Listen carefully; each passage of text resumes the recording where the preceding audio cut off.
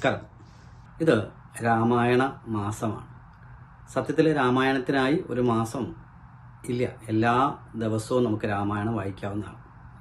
എങ്കിലും കർക്കിടക മാസം രാമായണ മാസമായിട്ട് ആചരിക്കാറുണ്ട്. പൊതുവെ കർക്കിടക മാസത്തിൽ കർക്കിടകം ദുർഘടമാണ് എന്നൊക്കെ പറയാറുണ്ട്. ദുർഘടമായ അവസ്ഥയിൽ നിന്ന് നമ്മളെ കരകയറ്റുന്നതാണ് രാമായണം. കേവലം രാമായണം വായിച്ചു പോകുന്ന സമയത്ത് ആ അർത്ഥം മനസ്സിലാക്കി വായിക്കുമ്പോഴാണ് നമുക്ക് കൂടുതൽ ആ ഒരു മെസ്സേജ് സ്വീകരിക്കാൻ സാധിക്കുന്നത്. കാരണം രാമനും സീതയും ഒക്കെ നമ്മൾക്ക് ഓരോ മെസ്സേജ് തരുന്നുണ്ട്.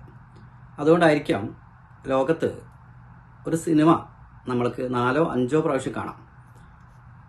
അതിനുശേഷം സിനിമ കാണുമ്പോൾ നമുക്ക് ബോറടിക്കും. ഒരു പുസ്തകം 5 or 10 പ്രാവശ്യം വായിക്കാം, പിന്നെ ബോറടിക്കും. എന്നാൽ അനാദികാലമായിട്ട് നമ്മൾ രാമായണം വായിക്കാറുണ്ട്. നമ്മൾക്കറിയാം തൊട്ടടുത്ത നിമിഷം എന്താണ് സംഭവിക്കുന്നത് എന്ന്.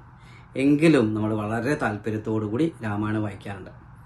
എന്തായിരിക്കാം രാമായണത്തിന് ഇത്ര പ്രാധാന്യം? ലോകത്ത് രാമായണത്തോളം ചർച്ച ചെയ്യപ്പെട്ട ഒരു പുസ്തകം വേറെ ഉണ്ട് എന്ന് എനിക്ക് തോന്നുന്നില്ല.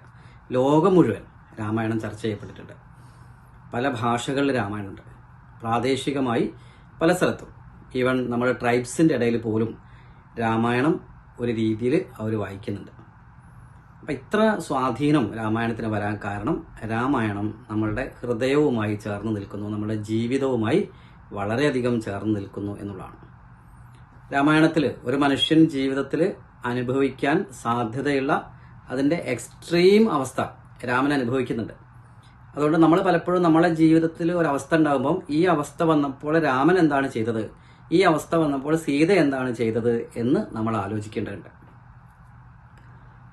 നഥുറാം വിനായക് ഗോഡ്സെയുടെ സഹോദരനായിട്ടുള്ള ഗോവിന്ദ് ഗോഡ്സെ, അദ്ദേഹം സ്വാതന്ത്ര്യ സമരവുമായി ബന്ധപ്പെട്ട് ജയിലിലായ സമയത്ത് അദ്ദേഹത്തിൻ്റെ പത്നി, അദ്ദേഹത്തിൻ്റെ ഭാര്യ ഒരു ഇംഗ്ലീഷ് ഓഫീസറുടെ വീട്ടു ജോലിക്ക് പോവുകയാണ്.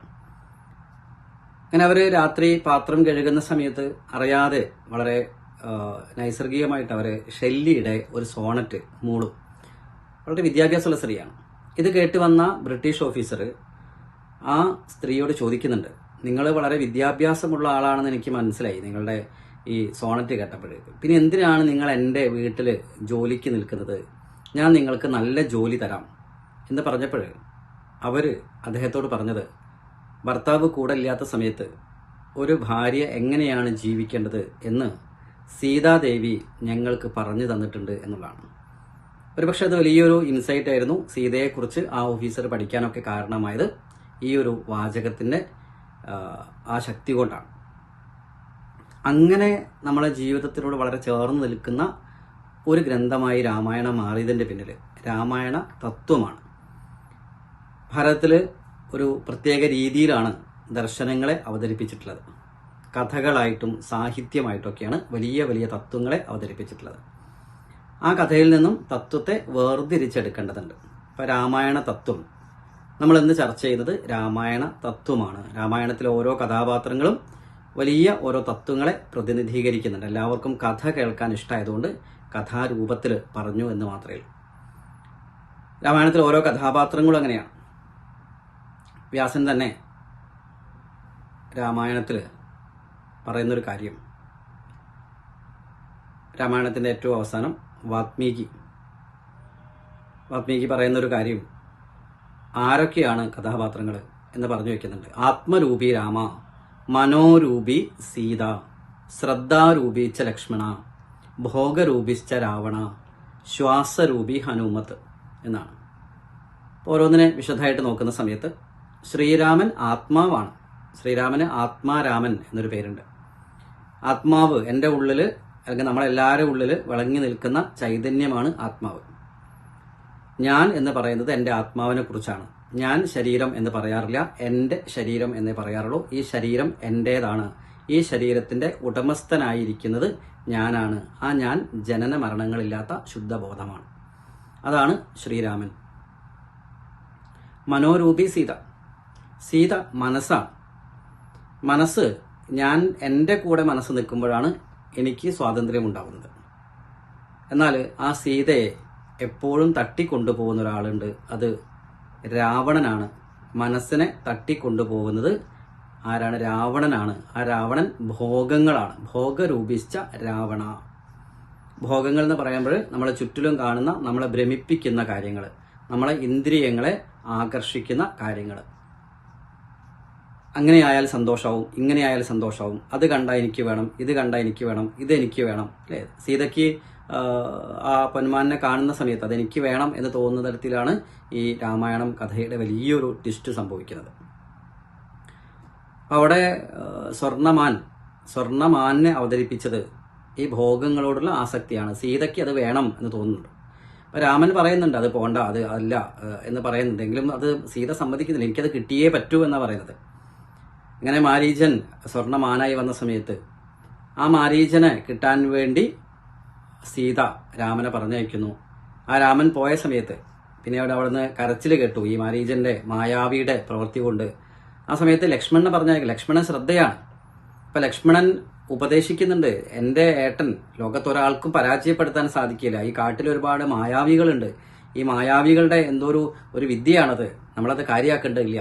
ബുദ്ധി നമ്മളെ ഉപദേശിക്കുന്നുണ്ട്, ശ്രദ്ധ നമ്മളെ ഉപദേശിക്കുന്നുണ്ട്, മനസ്സിനെ ഉപദേശിക്കുന്നുണ്ട്. പക്ഷേ അവിടെ മനസ്സാണ് വിജയിക്കുന്നത്. ആ ലക്ഷ്മണനോട് കുത്തുവാക്കുകൾ പറഞ്ഞ് ലക്ഷ്മണനെ പറഞ്ഞയക്കുകയും രാവണൻ തട്ടിക്കൊണ്ടുപോവുകയും ചെയ്തു. ഭോഗങ്ങൾ മനസ്സിനെ തട്ടിക്കൊണ്ടു. അങ്ങനെയായാൽ എനിക്ക് സ്വർണം വേണം, വണ്ടി വേണം, വാഹനം വേണം, ഇതൊക്കെ നമുക്ക് വേണം. പക്ഷേ അത് കിട്ടിയാൽ മാത്രമേ ഞാൻ സന്തോഷമുള്ള ആളാവൂ എന്ന് പറഞ്ഞ് ധർമ്മത്തെ ത്യജിച്ച് മനസ്സിന്റെ പിന്നാലെ പോകുമ്പോഴാണ് അപകടങ്ങൾ ഉണ്ടാവുന്നത്. ശ്രീരാമൻ ലങ്കയിലേക്ക് പോകുന്നത്, അല്ലെങ്കിൽ രാവണന്റെ സ്ഥലമാണ് ലങ്ക.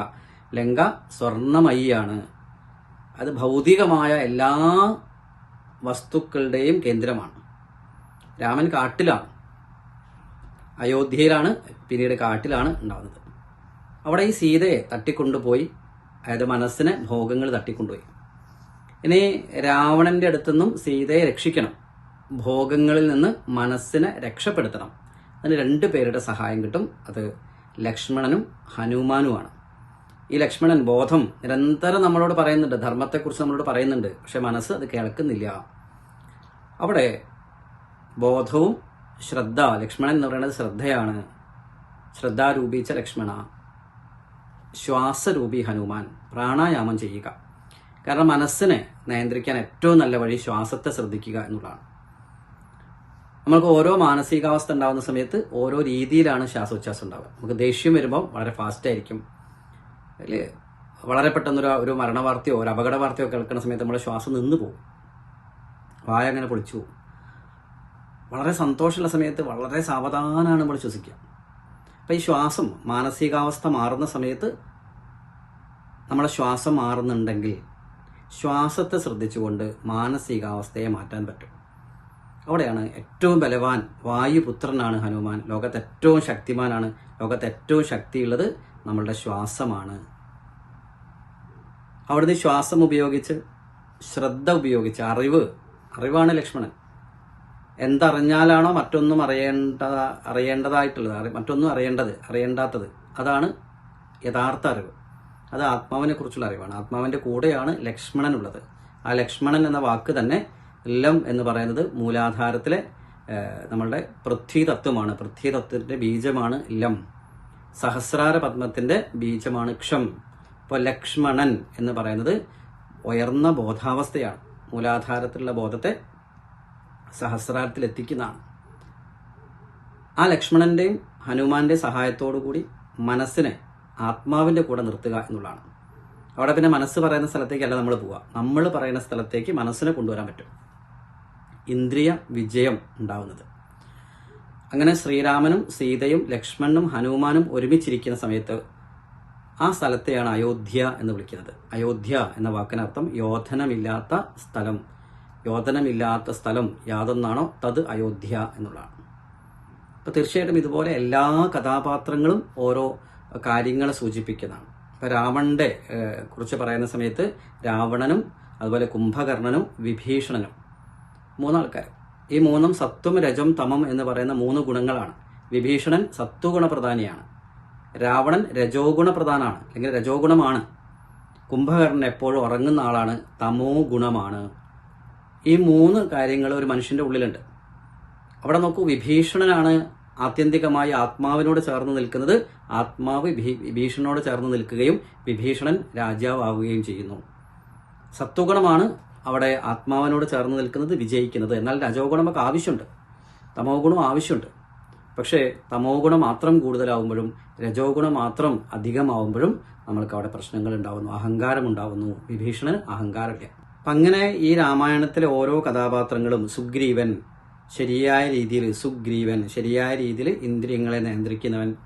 രാമായണത്തിലെ ഓരോ കഥാപാത്രങ്ങളും ഇതുപോലെ അന്വയിച്ചു കഴിഞ്ഞാൽ, അർത്ഥം നോക്കിയാൽ അതിൽ വലിയ ഒരു തത്വം ഒളിഞ്ഞിരിക്കുന്നുണ്ട്. ഈ പ്രാവശ്യത്തെ രാമായണ പാരായണം ഈ രീതിയിലാവട്ടെ. നമുക്ക് ഈ രീതിയിൽ രാമായണത്തെ മനസ്സിലാക്കാൻ സാധിക്കട്ടെ. നന്ദി, നമസ്കാരം.